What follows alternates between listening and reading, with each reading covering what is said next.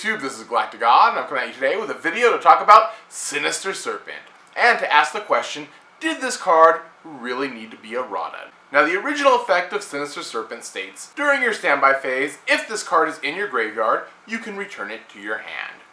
The newly errata version has an effect that states, during your standby phase, if this card is in your graveyard, you can add it to your hand. Also, banish one Sinister Serpent from your graveyard during your opponent's next in phase. You can only use the effect of Sinister Serpent once per turn.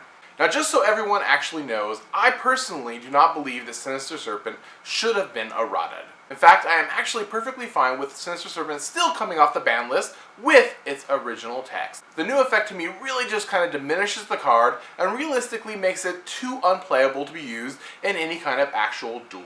For years, people have been talking about how it mitigates the cost of cards such as Divine Wrath or Magic Jammer, or any card really that requires the cost of discarding a card to activate it. Now, I know there are arguments out there from people who state that this card it would be highly abusable in decks such as Mermails because they need water monsters to discard, or even decks like Shadal's where you can use it as a material as part of the fusion summon. And although these concerns are definitely very real, I don't think that they're a major enough concern to actually warrant the errata to the card.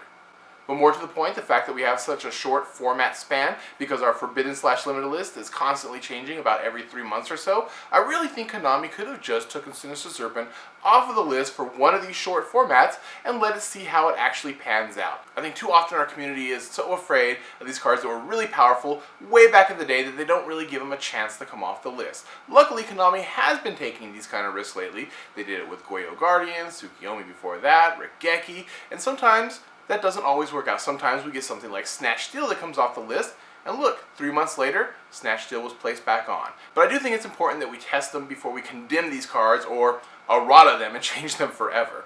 Anyhow, those are my thoughts on Sinister Serpent, and they, of course, may differ from your own opinions. So, in the comment section below, remember to let me know what you think about Sinister Serpent and the errata that it has. Do you think it was good for the card, or do you believe, like me, that it should have never been errata and came off the list with its original effect?